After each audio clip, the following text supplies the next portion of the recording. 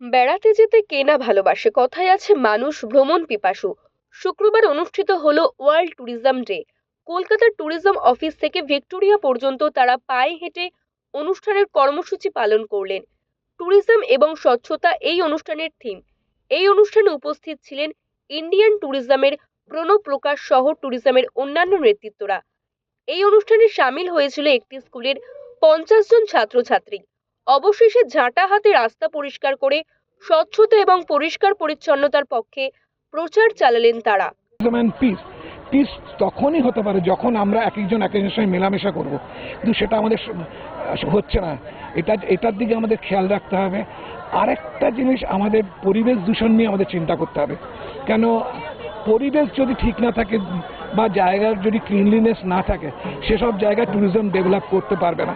ভারতবর্ষে দেখুন অনেক ট্যুরিজম স্পট আছে যেগুলো বিদেশের অনেক জায়গা থেকে ভালো, কিন্তু সেখানে বিদেশি পর্যটকরা আসতে চায় না ডিউ টু ক্লিনলিনেস। সুতরাং এটার দিকে আমাদের খেয়াল রাখতে হবে। আর সবাইকে একটা জিনিস মনে রাখতে হবে যে আমাদের সামনে যে আগামী 10 বছরের মধ্যে জলের একটা খুব কষ্ট হতে পারে, কারণ water is also linked with tourism. তো এই জন্য তখন জলের যে অভাব হবে সেটা যেন না হয়, এখন থেকে আমাদের সবাইকে চিন্তা করতে হবে, ট্যুরিজমকে বাঁচিয়ে রাখতে হবে। So many places of tourists interested. So do you have any plan to promote them more? Well, we at India Tourism Office not only promote West Bengal, we promote the entire state of Bihar, Jharkhand, West Bengal, Odisha and Andaman and Nicobar Islands.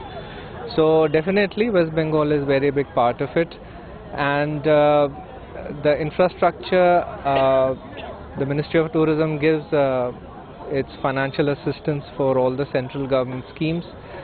Whenever the state government proposes them, we try to process it under our various flagship programs for special assistance to states for capital infrastructure, for Prasad and for Swadesh Darshan, which are our flagship schemes.